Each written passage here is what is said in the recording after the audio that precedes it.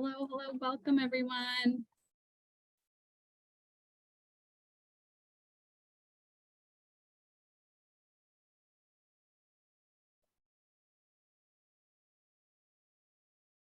Oh no. What's so no, Sarah? I accidentally created notes for this, but there are no notes. Okay. There are no notes. No. Good evening. Good evening, or good afternoon, or afternoon. wherever you're calling in from. I am just going to wait another minute or so as people are getting admitted in to this call. I'm seeing lots of names, familiar names, which is exciting. I will let everybody know we are recording this session. Are we recording this session, Spencer? Can you double check, make sure we're recording the session or hit record at the appropriate time? So we're recording the session. There we go. And just for full transparency, we are also actually live streaming this session. We did that just in case we hit capacity and someone can't get into the meeting. We have a live stream as a backup plan, but I just wanted to make sure everybody knew that that was happening. I'm gonna close my door so it's not so noisy. Hopefully you're all hearing me okay. How are we doing here? 4:46. We'll wait for one more minute and then we'll get started.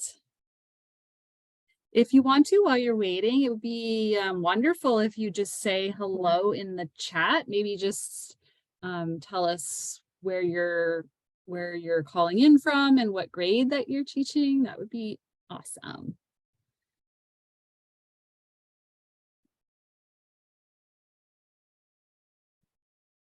Hi, Leanne in Sunbury. So nice. We have a lot of Sudbury teachers that signed up. Oh, look at everybody. Oh, amazing. We have people from Kingston, Ottawa. Oh, cool. Scarborough, Winnipeg, Brantford. Yay. I accidentally clicked on create notes for this meeting, and I think everybody got the invitation again just a few minutes ago. Oh, no. But there was a reminder, sorry. Hi, Janet. How are you? It's been so long. All right. How are we doing here? Okay, 4:47. So I'm going to get started. I want to respect everybody's valuable time. Just want to say hello to those of you who I haven't met before, and those of you I have as well. For those of you who don't know me, my name is Rebecca White. I am the CEO at Engineers of Tomorrow. Me personally, I did graduate from chemical engineering many years ago, and I worked for more than a decade in food and pharmaceutical manufacturing. But now I get to kind of give back in this really special and unique way. So I'm really excited to have all of you here with us today. And we have an awesome team who's joining us too. So let me see if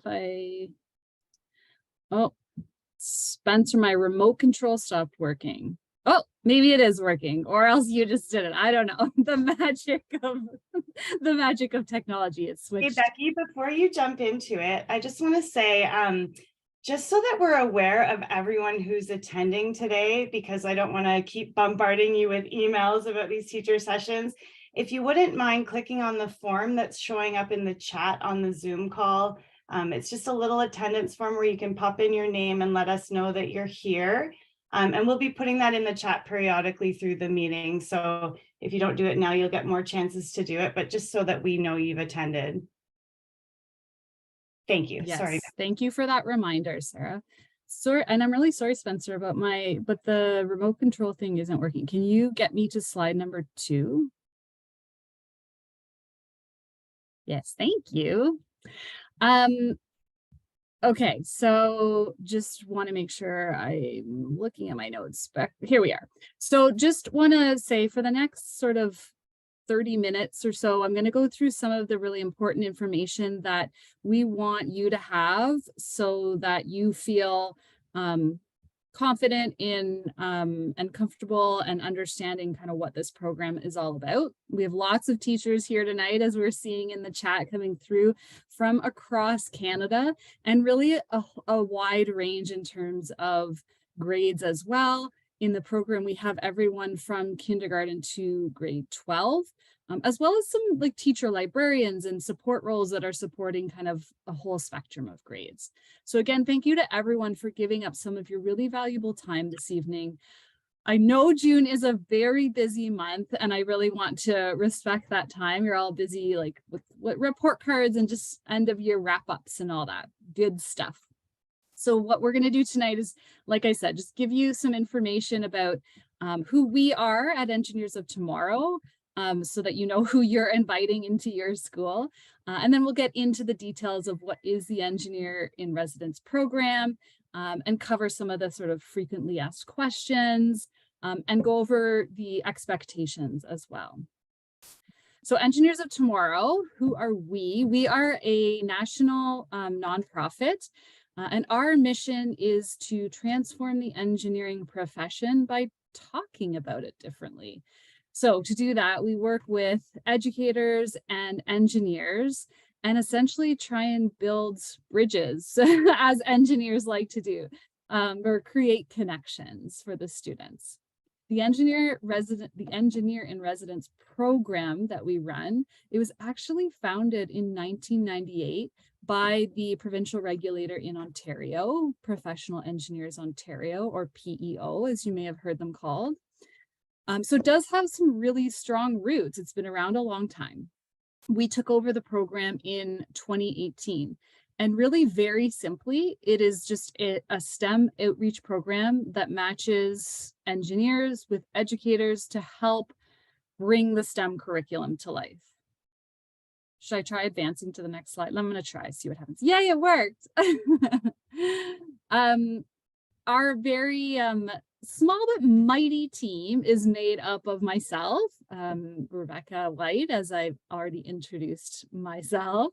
We have our wonderful support system here, Sarah Rishu, who is our operations manager, joined us in January, February timeframe.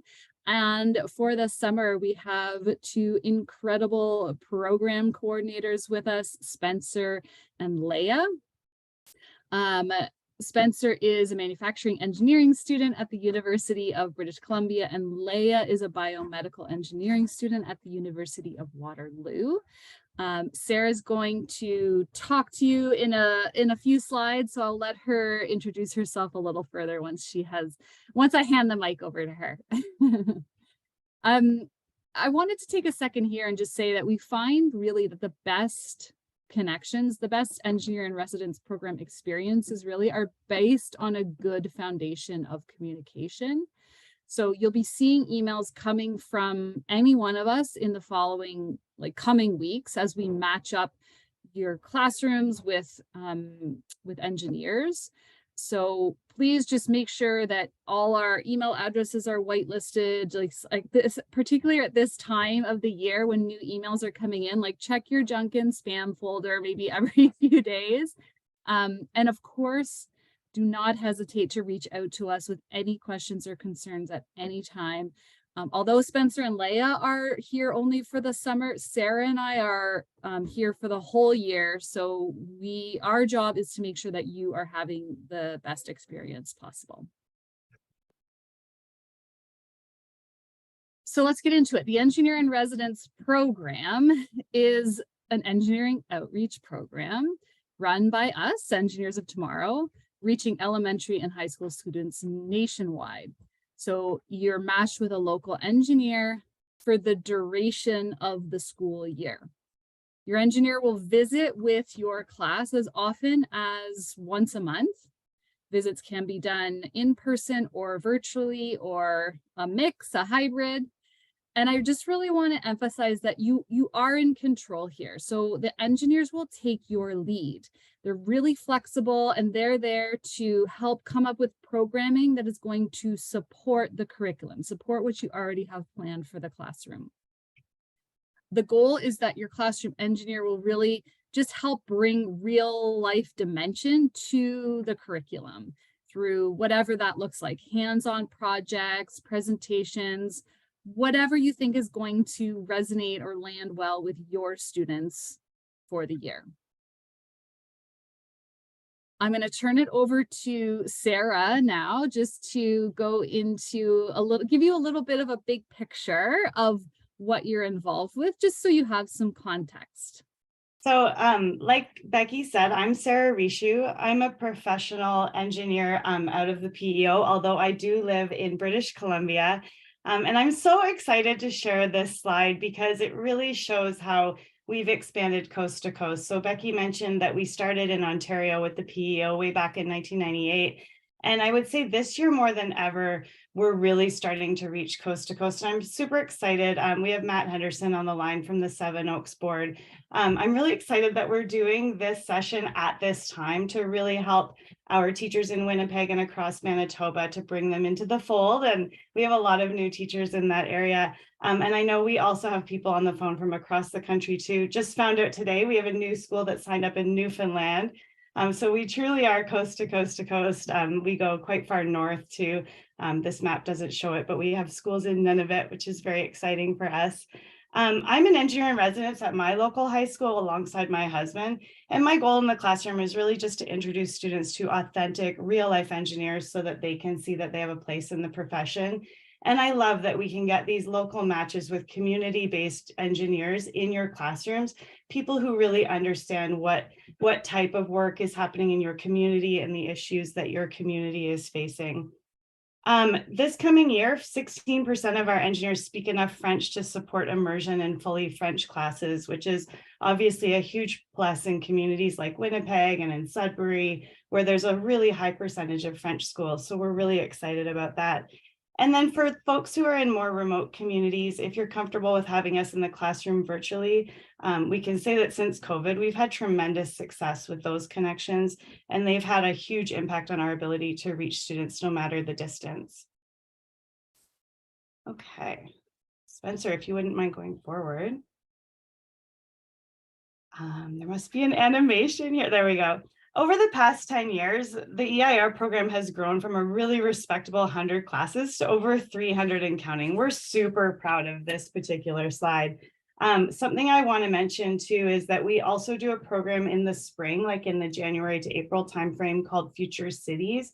And as part of the EIR program, you will be hearing about that as we get into the new school year. That's an opportunity for junior and intermediate kids to use the engineering design process to research, design, and build a model of a city 100 years into the future.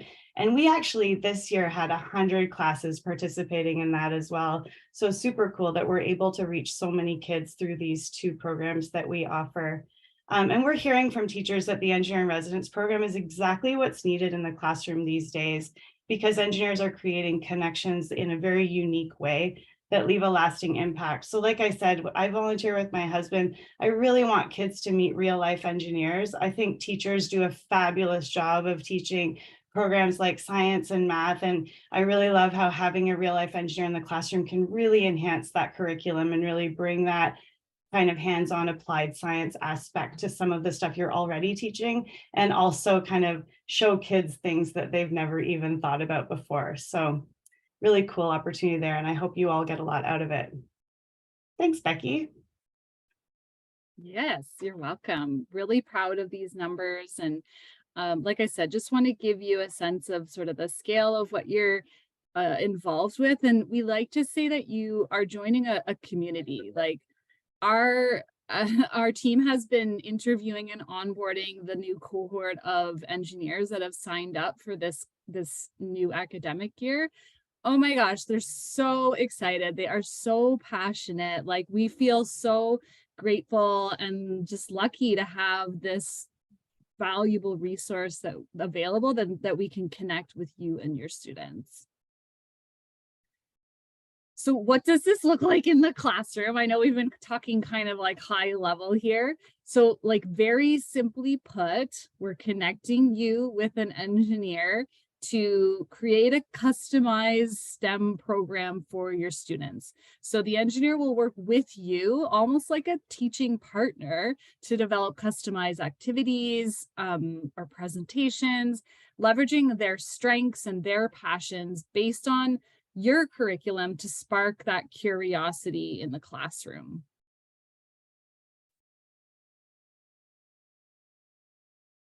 So in terms of how that kind of maps out over the course of the year, so what we're doing right now is taking all of that information that you provided us in your registration forms.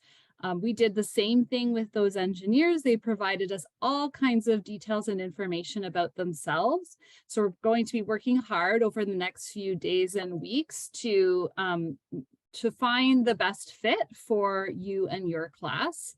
So one of the first things, of course, that we're going to look at is any special considerations that you might need. Sarah mentioned like French speaking. So that's one thing that we take into account.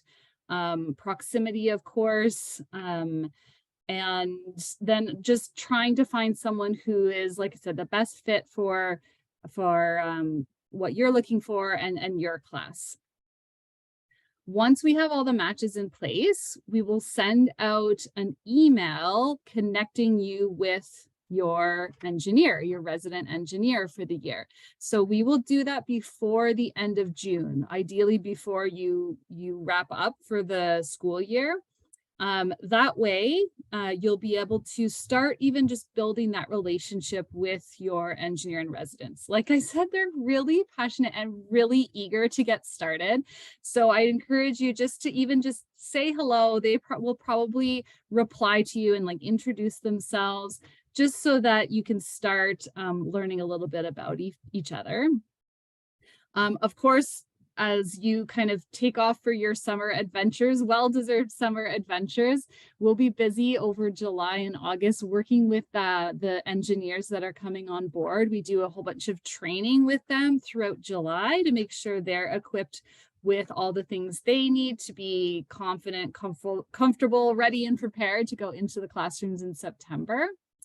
And then as you start thinking about and coming back into the classrooms like later in August, we would encourage you to reach out again to your EIRs, that's what we call them, your engineer in residence, to your engineer. Include them in that planning if you can.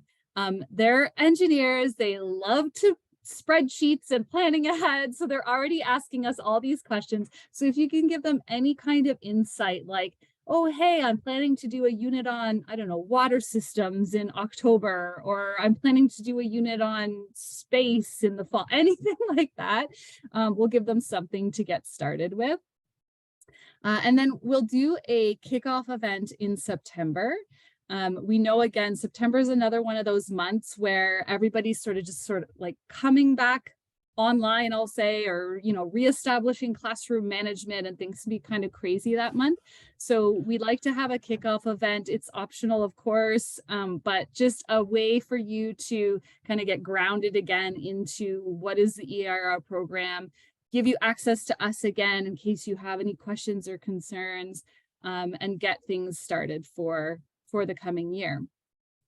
And then the fun begins, basically. So, you know, your EIR engineer, they can start as early as you'd like them to. We know because September is busy, it can be tough to get into the classroom, but if you want them there in September, that's absolutely fine. But definitely sort of through October through May, because I know things are starting to wind down in June for most people too. They are there for you. So the target that we set for them is to visit with your class about once a month. So something to keep in mind, like, what am I doing next month? And let your engineer know so that they can plan a date. Most of our engineers are at a point in their careers where they're working. We do have some retired engineers or some that are kind of newer into the stages of their career, but they, they need to like figure out how it works for their schedule. So we let you and the engineer coordinate kind of the date and time, arrange that in as much advance as you can. And then just a reminder again, because we're really relying on primarily email for communications, the engineers will often be emailing you from their work accounts or their personal email accounts. So just be sure that once you get that first email from us connecting you, that you kind of whitelist their email address as well. Or if you haven't heard from them or something just doesn't seem right, please let us know so that we can look into it and we can intervene accordingly. Did I miss anything? Sarah, Leah, Spencer? No? Oh, good. Okay. Oh, I have just while you're here, we're throwing a link into the chat if people wouldn't mind clicking on that link to the attendance form and just let us know that you're here so that we can note that you've made it and we don't have to keep bugging you to attend a session. We feel like teachers today, we're taking attendance.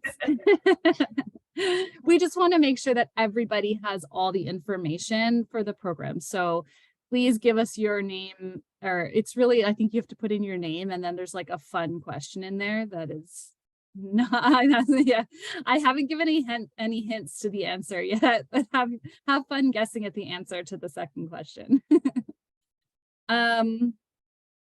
Okay, so moving on, here we go. So some of the FAQs that we get, and I'm gonna lean on my team a little bit here because you've been listening to me a lot, but some of the FAQs that we get are on the screen here. So the first one is, are visits done in person or virtual? So I'll just kind of quickly touch on this one because we've already talked about it already. So when we do our matches, we do matches based on proximity, but we definitely will consider what you've put into your registration form. So we do have some virtual schools that have signed up. So of course, we're going to give you a virtual match. And we asked you, like, are you okay? If we can't find a local match, are you okay with a virtual match? So we'll pay close attention to your responses as we are going through and kind of figuring out the best fits for everyone. Next up, what do EIRs do in the classroom? Do you only do engineering activities? Does someone else want to take this one? Sure, I can answer that. Yay, thanks, Leah. Do you want to say hello to everybody? Yes, Leah. Hello, I'm Leah. I'm a program coordinator. I know I recognize some of your names from the future cities. You may have been emailing with me. But yeah, so pretty much so the types of activities that you do in the classroom, we are a very flexible program. So really, we want to be able to do what works best for your curriculum and also what the engineer is comfortable with. So pretty much they can do all different types of activities, right? Like we provide them with some examples that they can use, which are more like engineering related. But then even engineering is such a it's kind of a wider discipline that most people would think. So that can be all different types of STEM activities are very related to engineering. And even then, we don't only do hands-on activities. It could also be a presentation, if that's like about the profession or just about whatever you're learning about in class. It can be, we also have sometimes some engineers who help with like, oh, I think that's another question later on. So I'll touch a bit on it now, but touch with other things like outside the classroom, like science fairs, things like that. So it's really what works best for you, what you're comfortable with. And you can always ask us questions and you can suggest activities, the engineer can suggest activities, and yeah. Leah, I feel like you were giving a hint to the answer there, talking about the different disciplines. That was not on purpose. No, it's good. Okay, next up is a really big one. We've talked already about the importance of communication in really having a successful year. So how do I communicate with my EIR, and what if they don't respond? Sarah, do you want to take that one?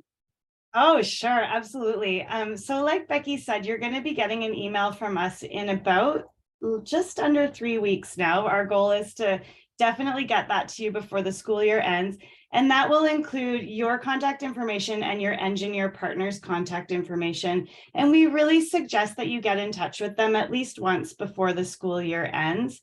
But as you do start to have those initial conversations with them, really decide up front how you want to communicate with them. So if you do best with, texting, emailing, or Discord, or however you want to talk to your engineer, talk about that early on so that everyone starts out this program with the right expectations. And even things like what you want to talk about and how you want to talk about activities, have those conversations up front, and that will really lay the foundation for a great communication relationship moving forward. How do you communicate with them through the year? However you decided to in those first few conversations.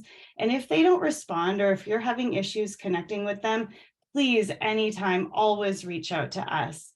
We are here to help you every step of the way. If there's an issue and you're not getting what you need from your engineer for whatever reason, we can work with you to try to resolve issues and then make changes if that's what needs to happen. But definitely, I encourage you to try to make it work up front and make a solid effort with it. But then again, just reach out to us if you need anything. And so one of the things Sarah mentioned was about talking about maybe what your goals are, what you want to accomplish. And so one of the things that we're going to try and do this year is some of the information you provided to us, like we asked you those questions already in your registration form. We're going to put that into the email that goes out in some way. We haven't quite figured it out yet, if it's going to be, I don't know, a PDF or in the email somewhere. So then like you and the engineer can see, oh, this is what the goals of this particular teacher are, and we just kind of get alignment on expectations and goals is a definitely a best practice when we look at some of the really successful matches we've had over the years. And maybe I'll add, one of the things we see happen when we have these really successful matches, we have engineers that stay with their teachers for years and years. Like they form a really great working relationship. And I've even seen engineers follow teachers to different school. Like it's really kind of cool. Okay, next, what if the engineer has trouble connecting with the students? Does someone want to take this? I'm happy to Sarah? answer that one. Okay. So I've been talking to all of our new engineers, and Leah and Spencer have been talking to all of the engineers who we've had in the program for the last few years. I can tell you they all want to be successful, like 100% guarantee. They're all really excited to do this and to get involved in their community, and they want to have successful connections with you. That being said, engineers are not educators. They're not teachers, and they may not have been in a classroom for a really long time. So while some of them may have a lot of energy and be really good at talking to students, others may need a little bit more help. And I would really try to think of it as a partnership again. So it's up to you as the teacher educator who knows your class best to really kind of be there to partner with the engineer to help them connect with students. And if you have constructive criticism for the engineer, please share it with them. They will want to hear it.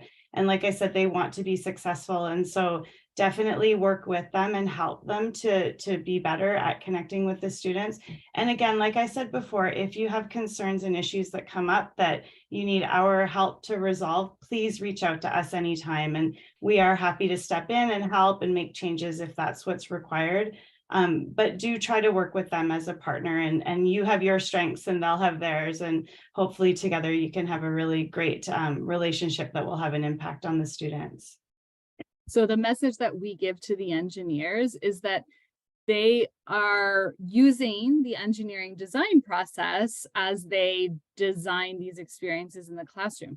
So one of the pieces of the engineering design process is to collect feedback. So we basically, what I'm saying there is we are also telling them that we have told you that you can give them feedback to help refine their approaches. So they shouldn't be surprised to hear it if you have feedback for them. And as Sarah said, they're so passionate, so excited. They really want to make this the best possible experience for everyone. All right, what if the activities are unrelated to the curriculum? I feel like this kind of goes with the previous one or two statements actually, or questions. If that's happening, really what that's telling me, there's just been a misalignment in communication, a misalignment in goals and expectations. So definitely we can intervene and help get you back on track.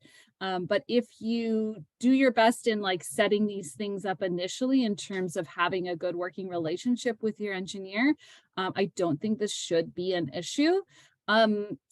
If you want to do things that are unrelated to curriculum, I'll just throw that out there. That's okay too. Like we have engineers that will help out sometimes with like, say a robotics club, or they'll help out with a science fair or other things that you're doing in the school. Feel free to ask them to be involved. Did you want to add something, Sarah? Yes. Yeah. The engineering profession is super broad and it's only getting broader. And I think there's probably a lot of things that our engineers do that you and your students may never have even thought about. And sometimes those activities can be really magical and really spark curiosity with the kids. So a couple examples come to mind. One of our longtime EIRs in Kitchener, he works in cement, and he actually drove a concrete truck to the school today to show the kids. And I didn't know about this. it was on social media, super cute. The kids got to see like firsthand what this guy's doing in the cement industry. And I think maybe that's just like a really fun June activity, like you're getting towards the end of the year and it's nice out, so that's fun to do. We have another engineer in the city of London who he does project management for construction projects, big ones that they're doing in downtown London. And he says, anytime someone complains about traffic, it's because of me. It's totally my fault. So as a field trip, he wants to take the kids out to see the mayhem that he's creating. And again, like obviously that's not your curriculum, but that can be so fun for the kids to see that there's all these really like stealthy roles that engineers play in the background, and they may never think of that. So definitely kind of look to your engineers for those ideas, because I think that can be a lot of fun. And Sarah, you have another example. So there's a teacher that's in Sarah's area that's actually participating in our Future City program. And she's using, I think you said she's tying it into her social science curriculum. They're doing a lot of work with circular economy. And actually she, for those of you who know Future Cities, there's a showcase at the end where you present your city. And she's waited until now and presenting it tomorrow. And she's invited community members who work in areas like for our food bank, and the mayor is coming, and they really tied it in with like their history and social science aspect of their curriculum too, which is super cool. Yeah, so that just speaks to the flexibility of the program really, and like not to like overwhelm you with all the different things that are happening. Like it can also just be really simple too, but there's a lot of possibilities for sure. Okay, next, what if I change grades, schools, roles, you name it? So again, we are happy to work with you in whatever capacity is needed if this happens. So if it's just a grade change, that's probably a simple solution. We just keep the same engineer in residence with you. If you change schools, maybe if they're willing to follow you, cool. If you're changing roles, like whatever the situation is, just please loop us in so we can work with you to manage that situation accordingly. And then last up is, can we do things outside the classroom? So we've already talked a little bit about this. So things like field trips, school clubs, science fairs, etc. So I think you're getting the picture now. Like the answer there is yes, absolutely. Whatever is going to make this the best possible experience for everyone involved, we're totally open to all of that. Did I miss anything? Oh, the other cool thing sometimes I've seen some of our engineers do is like workplace field trips. Like some of them work in really cool places. Sarah, isn't there one that works for BC Ferries? And you're like, that would be such a cool field trip, right? Yeah, for anybody who's calling in from Vancouver Island today, I think that would be really fun for your students to be able to go and see the inner workings of the ferry system. Yes. Okay, so expectations. So just want to make sure that you're aligned with what we're asking of you. Oh, and Sarah just popped into the chat there, a good reminder. So if for everyone that's on the call today, we are taking attendance, mostly just so we make sure that everybody gets this information. So please take a second to make sure you've clicked on that link to fill out our attendance form. And when sorry, Becky, really quick, we do have a couple people on the live stream on YouTube. There should be a QR code visible on that stream that you can use to get to that same form. Thank you. Yay. Hi, live stream viewers. Okay, so for expectations, so really our goal with this program is going back to kind of what we talked about initially, is helping bring the STEM curriculum to life. So we are not here to add things onto your plate or like take control away in any way. That is the opposite of what we want to achieve. So all we're really asking from you is to support through things like constructive feedback to the engineer, classroom management. Like Sarah said, a lot of them haven't been in the classroom for many years. I always find it pretty humorous, to be honest, when we're interviewing them.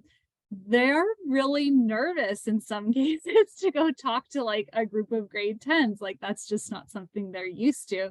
Of course, we're giving them a bunch of training and resources so that they're prepared for that, but they absolutely will be looking for that feedback from you. And then that communication piece. Please let us know how things are going. Of course, if things aren't going well, let us know as soon as you can, but please also let us know when things are going well. We love to get a window into the classroom. You can, I think there's a slide on this, tag us on social media. We love that too. But it's just great for us to hear what is working well. Maybe there's an engineer that does a really cool lesson with your class, and if we hear about it, we can have them add that lesson to our library of lessons, things like that. So it's really helpful. And then some of the best practices that we've already kind of talked about. So pick that preferred method of communication, whatever it is, WhatsApp, text, email, carrier pigeon, I don't know. Plan ahead as much as you can. So like I said, even if as you're getting back into the classroom in like late August, if you can involve your engineer in the planning process, that's incredible. A great tip is to prep students prior to their visits, especially in the beginning of the year. Just, like let them know there's this special guest coming. Maybe they can start to think ahead about some of the questions that they might have for that person. Maybe you can make it fun, like make it a bit of a surprise. Like, what do you think their job is, or, things like that. And then of course, provide feedback. So I think that's most of the kind of nuts and bolts, I'll say, of what we wanted to cover. So as we wrap up, I really love this quote that we found, that education is all a matter of building bridges. And this just really speaks to me, because every time I go into the classroom, I ask the kids like, hey, what do you think engineers do? And the number one answer is build bridges. I think that's just a function of the engineering profession has just notoriously done a terrible job of sort of marketing itself, because there are many, like more than 20, more than 40 disciplines of engineering. So we don't all build bridges. But I really love the idea of how what the work that we're doing at Engineers of Tomorrow is really building bridges between the education system, or the educators and the students, and the engineering community. So I just thought that just spoke to me. So coming up next, the next thing that you need to be paying attention to is really to just watch out for that email from us. It happens every year, so don't feel bad if it does, but emails end up going into junk and spam folders.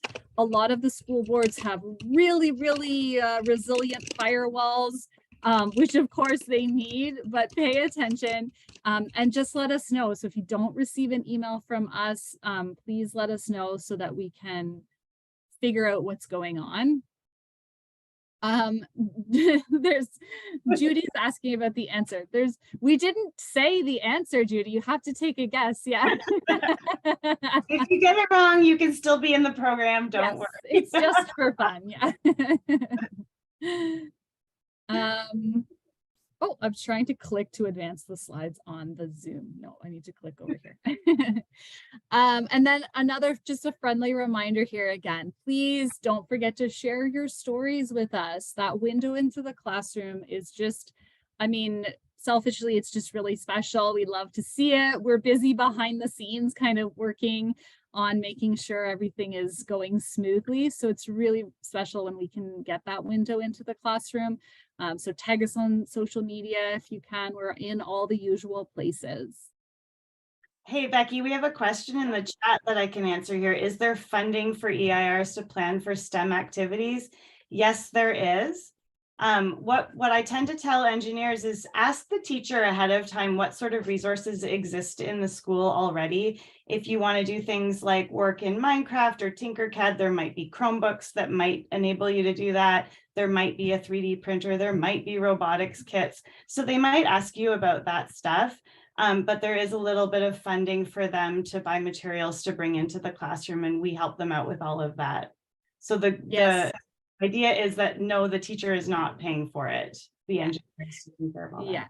And that's a great tip. And I think we should maybe talk more about that. And as we kind of build these relationships and to maybe get the engineers more involved in that too, is there are so many awesome resources. I'm seeing more and more schools these days with really cool, like maker spaces and, like Sarah said, like robotics kits and 3D printers. And even if your engineer is, I don't know, a cement engineer, they're still usually really open to like figuring out, okay, you have a 3D printer, cool, okay, let me figure that out. Like they'd be happy to sort of work through that with you. So definitely explore that if you can. And so let's just keep going. It's live Q&A time. So I think best option here is, just throw your questions into the chat and then we will respond to them as we see them coming through. If there are teachers in different grades who want to participate, does each grade level need to connect with you, or can an engineer work with multiple classes? Some teachers have already requested this and it was in the application, and we certainly do try to meet those goals that are set there. So for example, if you've got two teachers that applied together and said, can we have one engineer and share them? We're talking to the engineers and trying to get the right match for that. So for sure that can work. And then the grade level, that just really dictates what your curriculum is. And again, just talk to the engineer about what you want to work on this year and get them involved so that it can tie in with your curriculum if that's important to you. And then I see, Leah, you answered the question about a preferred online platform. What we tell the engineers is to default to what you have access to, because I know in some cases school boards are like Google, some are Microsoft, like you have different permissions. So they are told to use whatever works for you. Do you connect an engineer with a grade level they're interested in working with? The engineers know it can be anything from kindergarten to grade 12. If they've expressed a specific interest in a specific level, we do try to accommodate that, because sometimes that really dictates how comfortable they are with working with students. But they understand that it could be any grade. And yes, they're all interested in it. They're all super excited to work with any grade. I have definitely had volunteers in the past who are like, I want high school students. And then we end up matching them with a kindergarten class and they love it. Some of my colleagues didn't sign up. Becky, do you want to handle that? So unfortunately, we are at capacity based on the number of volunteers we have available right now. That said, they can reach out to us. We can add them to a wait list.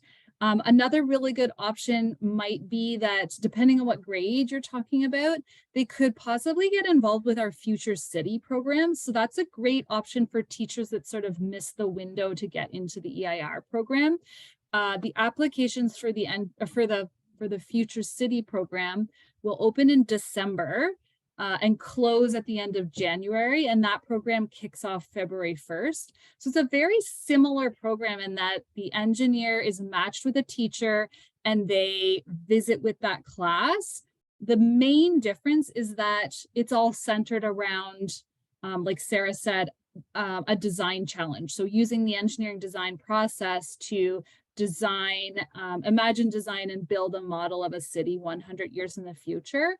But even that, like when you start to think about it, you're like, a city is huge and complex. So really you can take that in whatever direction you need to have it fit in with your curriculum that year. So if you want to just focus on the social science part of it, cool. If you want to just focus on water systems, I don't know, or the structures, like that's all doable. So like I said, maybe just connect them with us. We can get them onto, we have like a contact list form set up for any teachers that are interested in the Future City program for the teachers that kind of miss that window.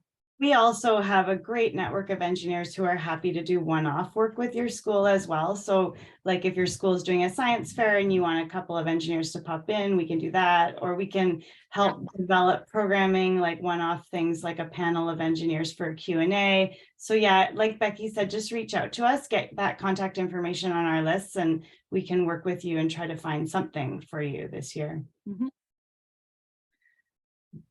There's a question about online versus in class. So yeah, we're like Leah, thank you for answering that. So we usually prioritize proximity. So we try and find you someone locally unless you let us know otherwise. And then if we can't find you someone locally, we did ask that question on the registration form. Are you okay with virtual, or would you rather be waitlisted, so that we can make sure we are meeting your needs?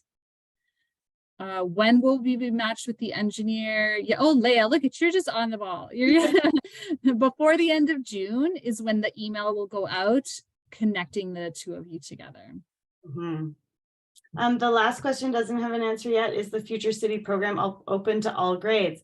It's actually designed for grades 6 to 8, but we have found that younger kids love it. They really get into it. This year we had a grade 3-4 class do a wonderful job of it, and they actually won a peer award when they went to the showcase.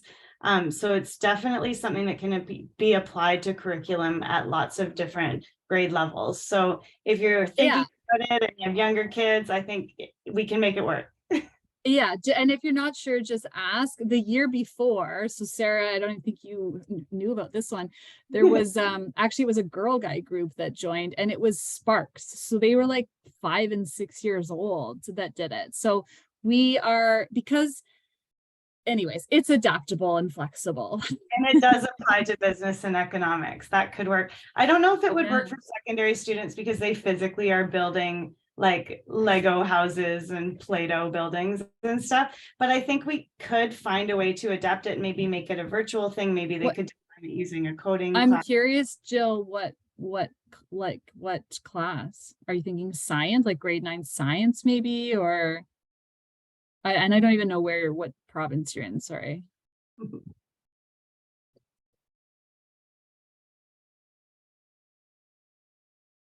I don't know. Anyways, like possibly you could make it work.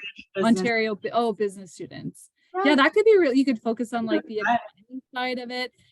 Each year what happens with the Future City experience is that there's a different theme that's attached to it.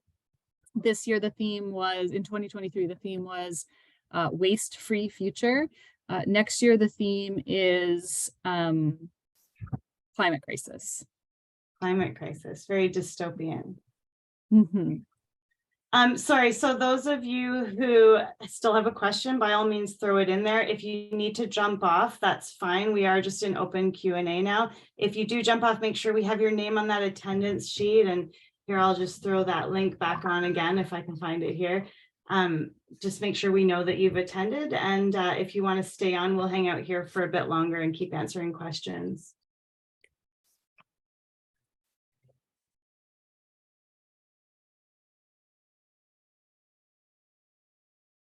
There's a question about recording.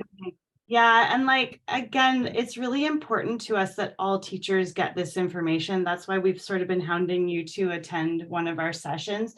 We will be sending out a recording. It might not be this recording, but there will be a recording of this that we'll share with you guys and with anyone else who's applying so that we can make sure everyone gets it. There's a question from Christy. If we do have a change in contact person between now and September, who's the best person to let know? So probably me or Sarah. Leah and Spencer are with us until mid to late August. So if it happens like later in August or September, you can let myself or Sarah know. Mhm. And definitely let your engineer know if you're already talking to them. Like we have that That's a situation good point. Yeah. sometimes where, like, if you go on leave and you're replaced by another teacher and you want that relationship to continue, definitely just let the engineer know and they'll be happy to work with your replacement teacher. Mhm. Someone's just link The YouTube channel link. Yes, we can put it in there for you.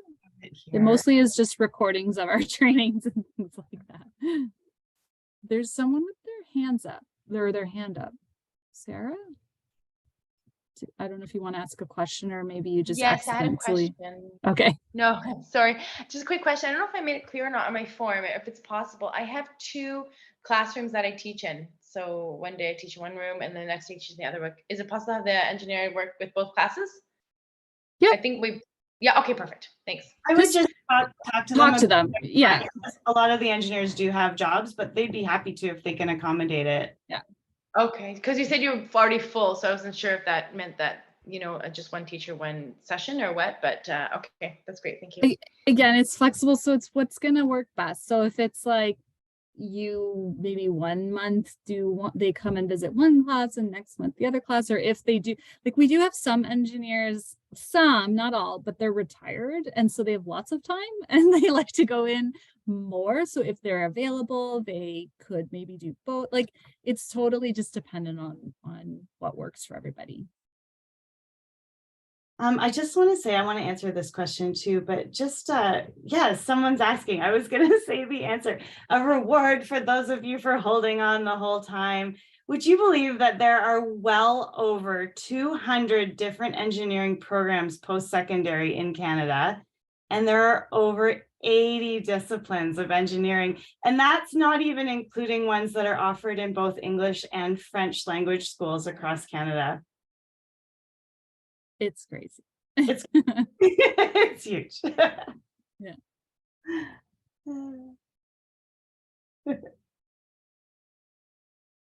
Yeah, it used to be. It used to be in high school, if you wanted to do engineering, it was like, which of the 4 am I going to Which choose? of the 4? I chose chemical, and my son is actually just finishing up first year engineering now, and his decision making was, it was very broad. He looked at so many programs across Canada. There are so many options and they're growing. We have a partnership with Engineers Canada, so we talk with all the provincial regulators and they're all thinking about like what does the future look like.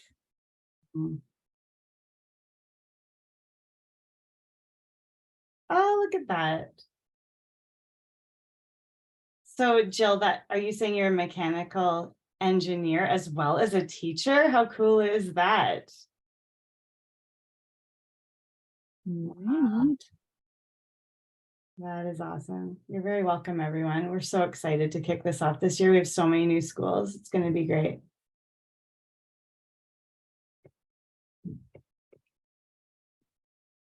So we will just hang around for a little bit longer in case there's any more questions, but don't feel obligated to stay.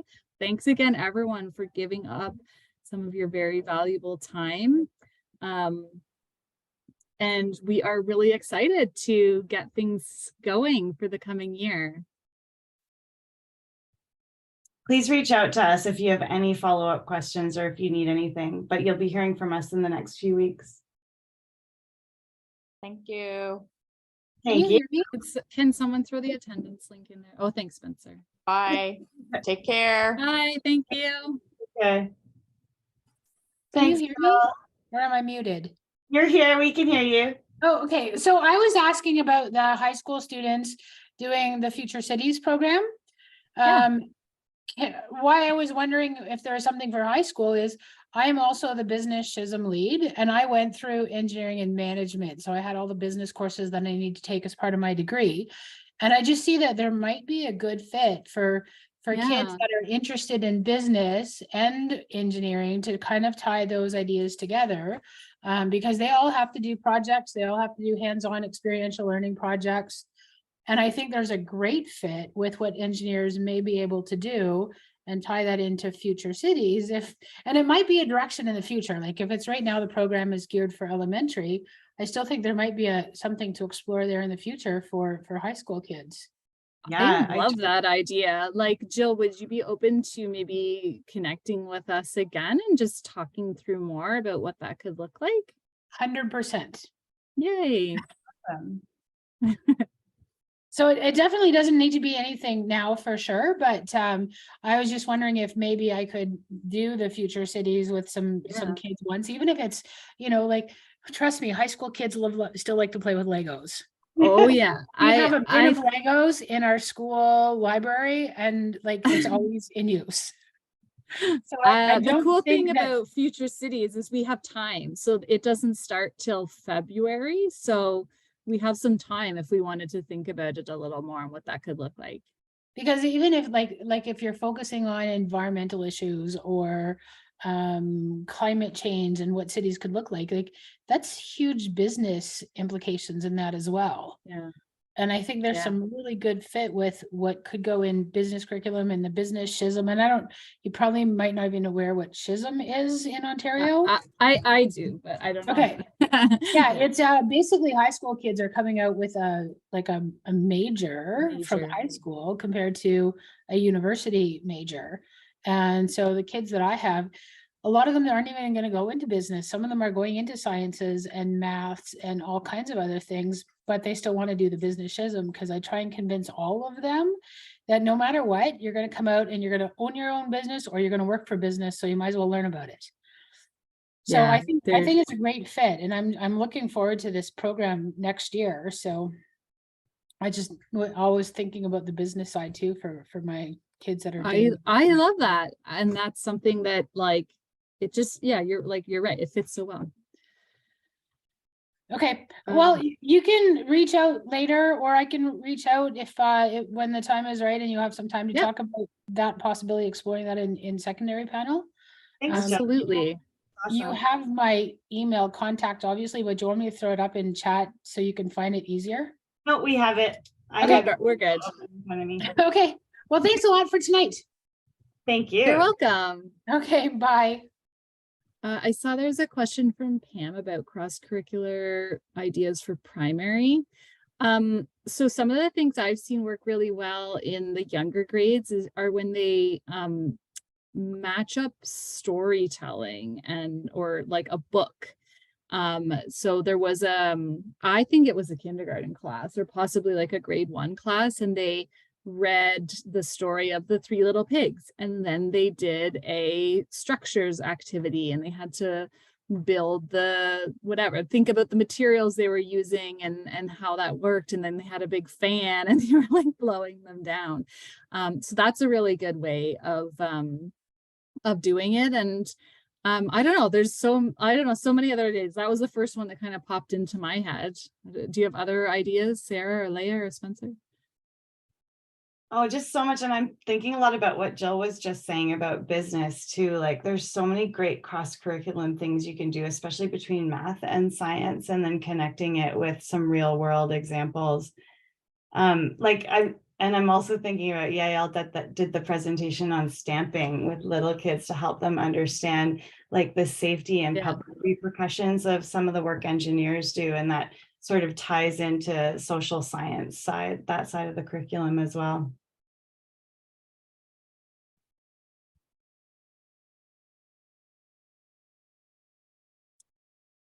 Oh, very cool. Okay. Any other questions? Going once. Looks like we only have a couple people on here. Is there anyone else on the live stream still? Let me check. Very cool. Were there questions that came up on the live stream chat or no? Any other? I don't think so. I think it was just me on the live stream because I'm watching it. I think I was the only person. Okay. Yeah. Thank you, Scott. Thanks, Krista. Great. Okay. Well, thanks so much again, everyone. And we will be in touch.